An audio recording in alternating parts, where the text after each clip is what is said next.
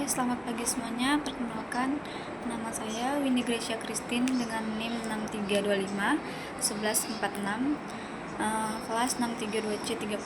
Pada kesempatan kali ini, saya akan menyampaikan video tutorial mengenai perancangan dan pengelolaan database kampus DB2 menggunakan DB Designer dan MySQL. Video ini dibuat sebagai salah satu tugas mata kuliah pemodelan basis data yang diampu oleh Bapak Nanda Dias Arizona, Eskom MMM.Com. Baik, tanpa berlama-lama lagi, mari kita langsung masuk ke pembahasannya. Dalam tutorial ini, saya akan menjelaskan tahapan-tahapan pembuatan database mulai dari proses perancangan menggunakan DB Designer 4, pembuatan database di MySQL, pembuatan tabel peraturan relasi antar tabel, hingga pengujian hasil database yang telah dibuat sebelum kita praktik. Nah, sebelum kita lebih jauh, kita perhatikan garis penghubungnya terlebih dahulu, yaitu yang pertama, satu dosen bisa membimbing banyak mahasiswa, satu mahasiswa bisa punya banyak nilai, dan satu mahasiswa bisa melakukan banyak aktivitas. Nah, itu penting untuk kita pahami terlebih dahulu, karena nanti ketika kita menghapus data, kita perlu tahu tabel mana yang berhubungan dengan tabel mana. Nah, sekarang sebelum kita mulai menghapus apapun, kebiasaan baik yang harus kita lakukan harus kita bangun adalah selalu cek dulu isi datanya. Nah, kita lihat satu-satu. Di sini ada 3 tabel. Yang pertama ada tabel dosen. Di sini ada 3 dosen, Dr. Andi Prasetyo, Profesor Siti Rahayu, dan Dr. Bambang Supriyadi. Lanjut ke tabel mahasiswa. Di sini ada 10 mahasiswa dengan jurusan yang berbeda-beda. Yang pertama informatika, sistem informasi, dan teknik elektro, dengan angkatan mulai dari 2021 sampai 2023. Berikutnya ada tabel nilai. Ada 11 baris data nilai dari berbagai mata kuliah seperti basis data, algoritma, sistem operasi elektronika, dan jaringan. Dan yang terakhir ada tabel log aktivitas. Ada 11 baris catatan aktivitas mahasiswa seperti login sistem, submit tugas, lihat nilai, dan upload dokumen lengkap dengan waktu kejadiannya. Nah, data-data inilah yang akan kita pakai untuk latihan menghapus data di video ini. Lalu kita akan menghapus data dengan delete dengan where. Kita akan cek terlebih dahulu. Oke, sekarang kita masuk ke topik utama kita, delete. Nah, aturan emas yang harus kita selalu ingat itu adalah jangan pernah menghapus data tanpa mengecek dulu. Kenapa? Karena kalau kita salah syaratnya, data yang seharusnya tidak terhapus itu bisa ikutan hilang, dan itu sangat sulit untuk dikembalikan. Di sini kita ingin menghapus mahasiswa yang nilainya di bawah 70. Nah, sebelum kita menghapus, kita akan cek dulu data mana saja yang punya nilai kurang dari 70 itu. Ternyata hasilnya cuma ada di ID 12 milik mahasiswa ID 9 mata kuliah algoritma, nilainya adalah 68. Dia berada di semester 1. Jadi sekarang kita sudah yakin nih, cuma ada satu baris yang akan kita hapus. Nah, jadi kita akan jalankan delete-nya. Karena kita sudah yakin dengan data yang akan kita hapus, sekarang kita jalankan perintahnya, perintah penghapusannya. Perhatikan syarat yang akan kita pakai di perintah delete ini. Nah, syaratnya itu sama dengan yang kita pakai tadi untuk mengecek. Ini penting supaya data yang terhapus benar-benar hanya data yang sudah kita verifikasi tadi. Setelah dijalankan, jika tidak ada pesan error, artinya eksekusi kita berhasil. Lalu kita akan mengecekkan data lagi setelah delete tadi atau setelah dihapus. Nah, kita jangan hapus dulu, kita cek ulang tabelnya. Nah, kita perhatikan ada baris dengan ID 12 yang tadinya 68 yang tadinya nilainya 68 itu sudah tidak muncul lagi di daftar ini. Itu membuktikan bahwa proses kita benar-benar berhasil dan terhapus yang terhapus memang hanya data yang kita maksud. Lalu kita akan menghapus delete rentang tahun. Di sini kita akan cek terlebih dahulu. Sekarang kita mencoba kasus lain, menghapus data berdasarkan rentang nilai, bukan cuma satu nilai. Contohnya di sini kita mau cari mahasiswa dari angkatan 2015 sampai 2018. Nah, kita pakai Between untuk membuat rentang ini. Jadi kita cari yang angkatannya di antara 2015 sampai 2018. Jadi kita jalankan terlebih dahulu pengecekannya, dan setelah kita jalankan ternyata hasilnya kosong. Tidak ada mahasiswa dari angkatan segitu di data kita. Jadi tidak apa-apa, ini tetap langkah yang benar untuk kita lakukan sebelum menghapus. Lalu kita lakukan delete dan jalankan, karena tadi datanya kosong, tapi kita tetap harus melakukan pengecekan karena hasil pengecekan tadi kan kosong. Artinya memang tidak ada yang perlu dihapus, tapi supaya prosesnya lengkap, kita tetap tunjukkan cara menjalankannya tuh bagaimana. Nah, cara menjalankan perintahnya tuh rentang tahunnya sama seperti seperti kita cek tadi. Karena datanya memang tidak ada, jadi hasilnya juga tidak mengubah apapun di tabel tersebut. Nah, ada juga alternatif yang setara dengan Between. Nah, ini tambahan ya, yang perlu kalian tahu, Between itu sebenarnya cuma cara yang singkat. Kita bisa juga menggunakan atau menuliskan secara manual dengan menggabungkan dua syarat angkatan yang lebih besar sama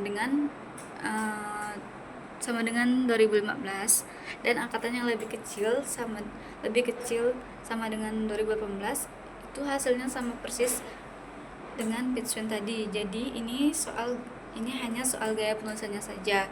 Nah, kita pilih mana yang menurut kita mudah dibaca saja. Lalu kita akan masuk ke dalam delete multi kondisi. Nah, di sini kita akan verifikasi dulu dengan menggunakan select. Sekarang level kita akan naikkan sedikit. Kadang kita perlu menghapus data lebih dari satu syarat sekaligus. Contohnya di sini kita mau cari mahasiswa dengan jurusan informatika dan angkatannya antara 2022 sampai 2023 dengan dosen pembimbingnya masih kosong alias belum ditentukan. Perhatikan ketiga syarat ini digabungkan pakai kata and. Artinya semua syarat harus terpenuhi bersamaan. Kita jalankan dulu pengecekannya, dan hasilnya ketemu satu mahasiswa yang memenuhi ketiga syarat sekaligus, yaitu Rizky Pratama, jurusannya informatika angkatan 2023, dan dosen pembimbingnya memang masih kosong. Lalu kita akan delete multi kondisi. Lalu kita jalankan delete-nya karena kita sudah yakin dengan hasil pengecekan tadi. Sekarang kita jalankan delete dengan 3 syarat yang sama persis seperti waktu pas kita cek tadi. Sehingga data Rizky inilah yang akan terhapus dari tabel mahasiswa.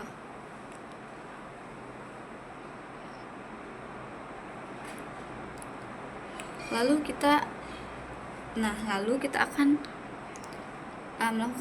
saya mau menunjukkan satu contoh lagi di sini, cara menghapus data dengan syarat yang lebih sederhana. Misalnya cukup satu syarat saja, menghapus mahasiswa yang angkatannya di bawah 2021. Jadi kalian lihat ya.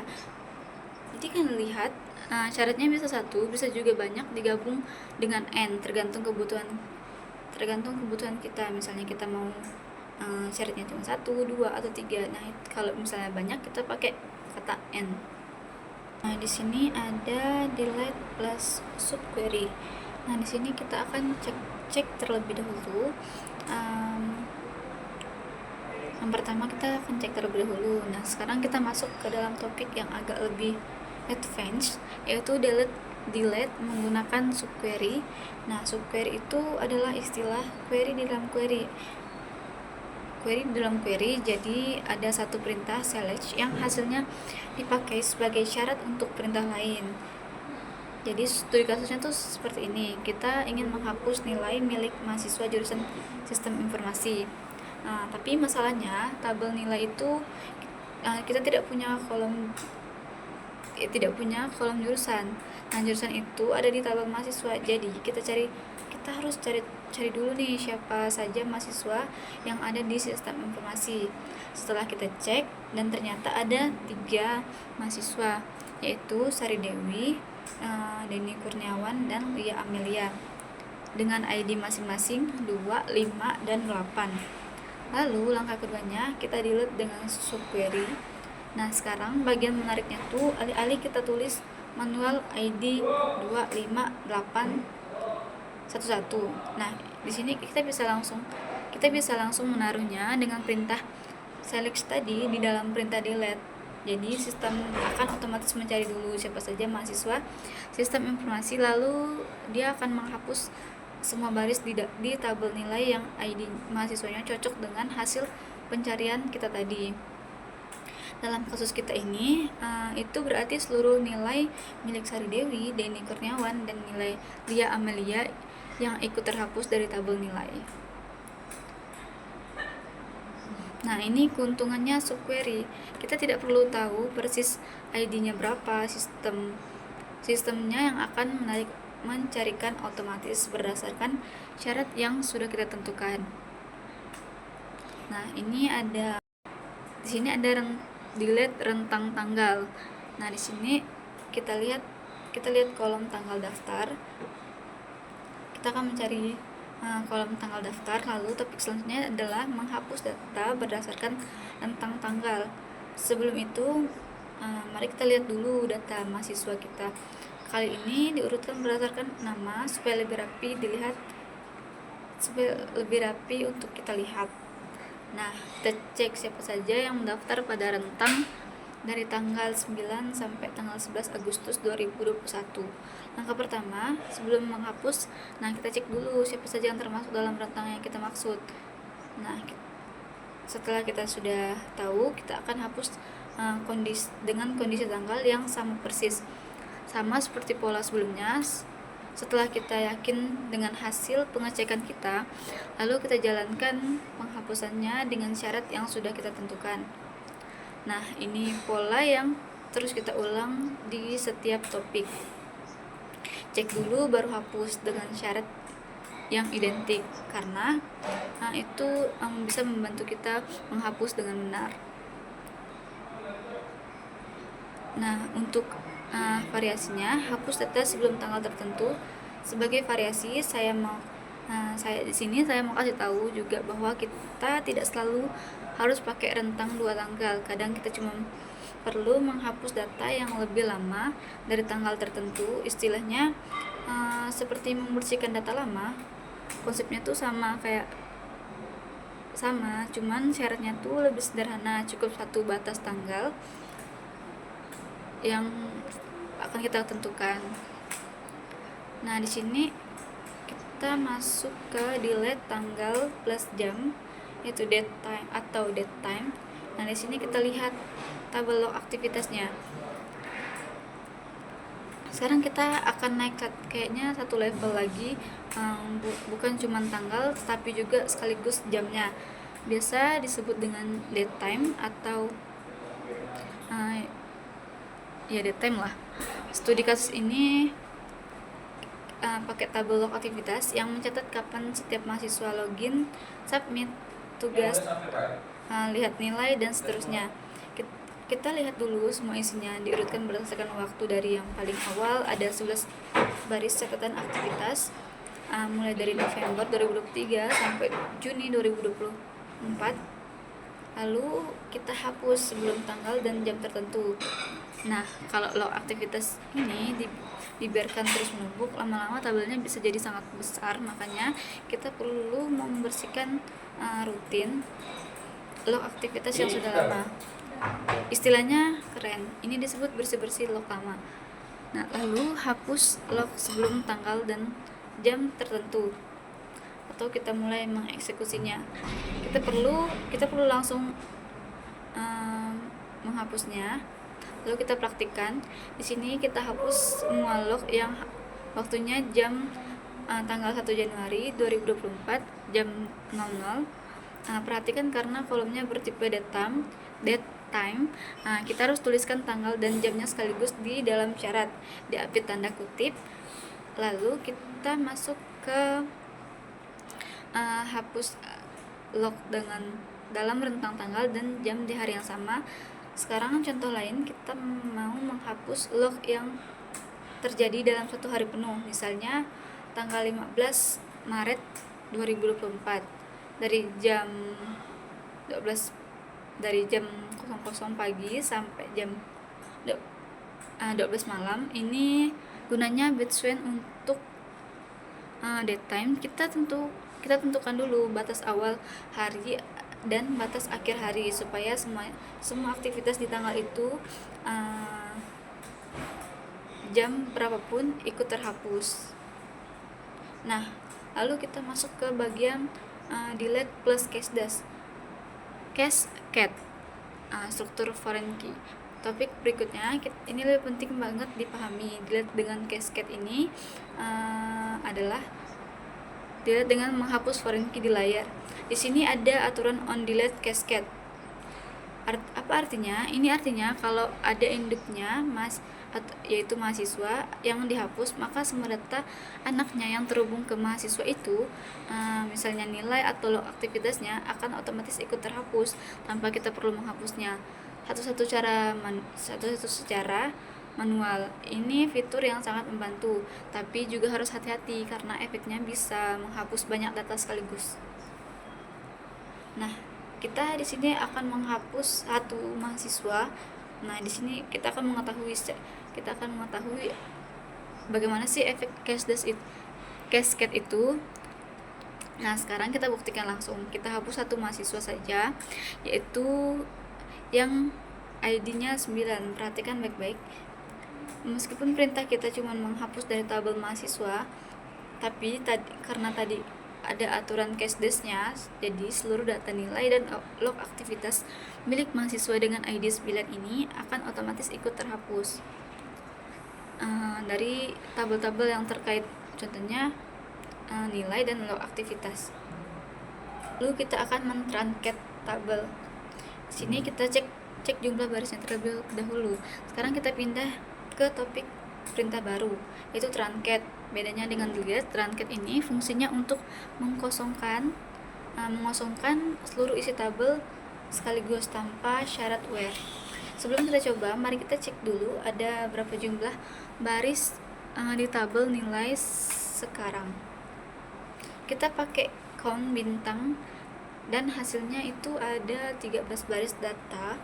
Nah, setelah kita truncate, setelah itu langsung kita truncate.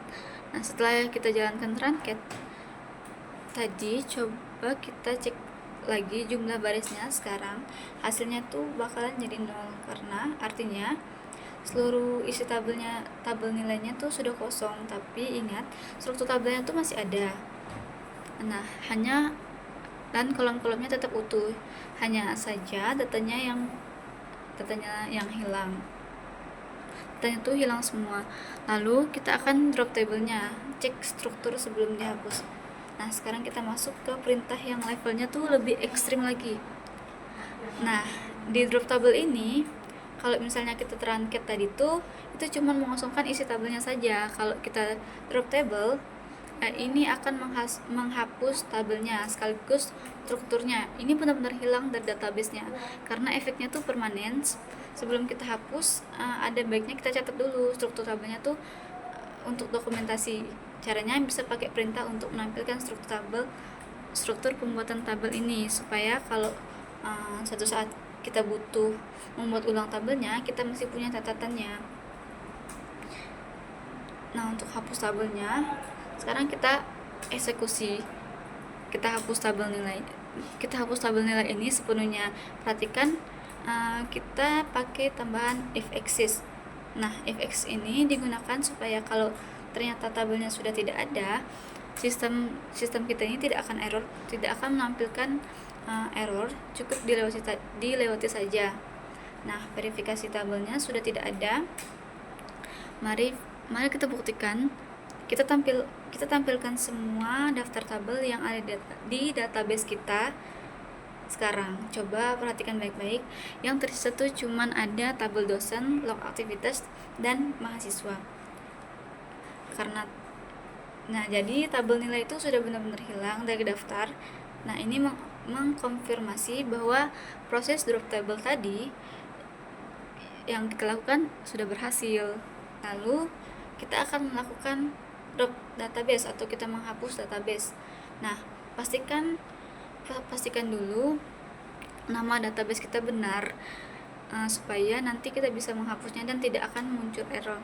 Nah, materi terakhir kita ada, dan ini yang paling ekstrim dari semuanya. Drop database ini adalah menghapus semua database, bukan cuma satu tabel atau bukan cuma isinya saja, karena jadi kita menghapus semuanya. Efek ini sangat besar dan tidak bisa dibatalkan lagi.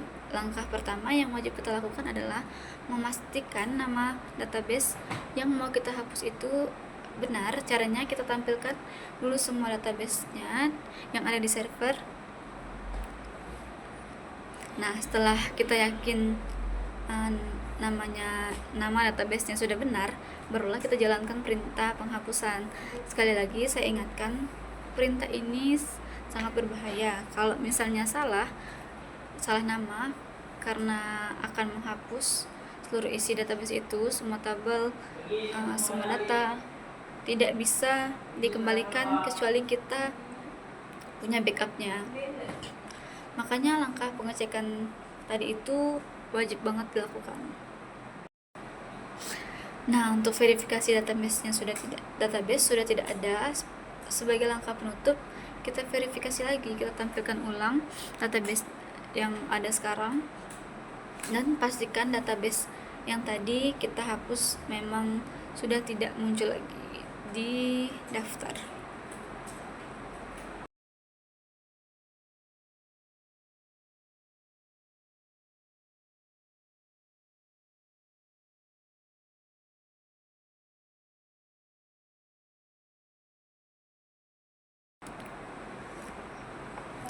Nah, untuk memastikan database sudah terhapus, kita gunakan show databases. Nah, itu dia teman-teman, perjalanan kita dari delete dengan berbagai variasi syarat sampai truncat, drop table, dan drop database.